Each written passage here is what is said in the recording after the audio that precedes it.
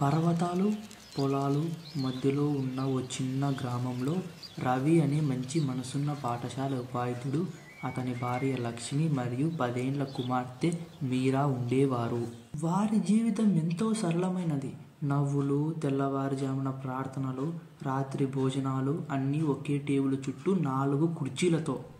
ఆ 4వ కుర్చీ రవికి తండ్రైన మీరా తాతయ్యది.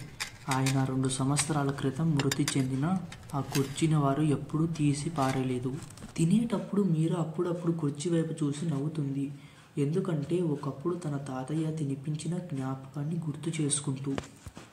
రోజులాగే ఒకరోజు మీరా స్కూల్ నుంచి వచ్చింది.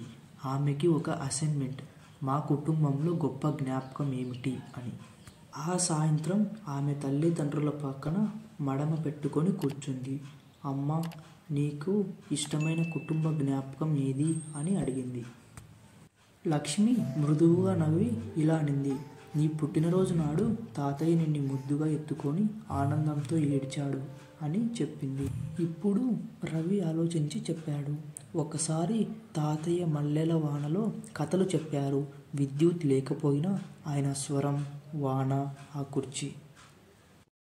అలా ఆ రాత్రి జ్ఞాపకాలు గుర్తుకు తెచ్చుకుంటారు. కొన్ని రోజుల తర్వాత రవి అలసిన ముఖంతో ఇంటికి వచ్చాడు. తను పట్టణం స్కూల్కి బదిలీ అవుతాడని చెప్పాడు. ఆ రాత్రి భోజనం సమయంలో మీరా తాతయ్య కుర్చీ దగ్గరికి తన కుర్చీ లాగింది. మనం వెళ్తే తాతయ్య కుర్చీ మనల్ని మిస్ అవుతుందా అని అడిగింది. మరుసటి రోజు మీరా తన ప్రాజెక్ట్ బుక్ టేబుల్ మీద వదిలింది. లక్ష్మి ఒక పేజీ తిప్పి చూసింది.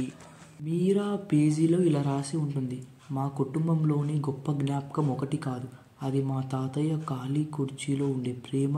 ప్రేమ ఎప్పుడు మానదు, స్థానం మాత్రమే మారుతుందని రాసి ఉంటుంది. 1 వారం తర్వాత రవి బదిలీని తిరస్కరించాడు. నా కూతురు చెప్పింది, చిన్న చిన్న వస్తువుల్లోనే పెద్ద ప్రేమ దాగి ఉంటుంది అని. అలా ఆ కుటుంబం వాళ్ళ తాతయ్య జ్ఞాపకాలతో అక్కడే ఆనందంగా జీవిస్తారు.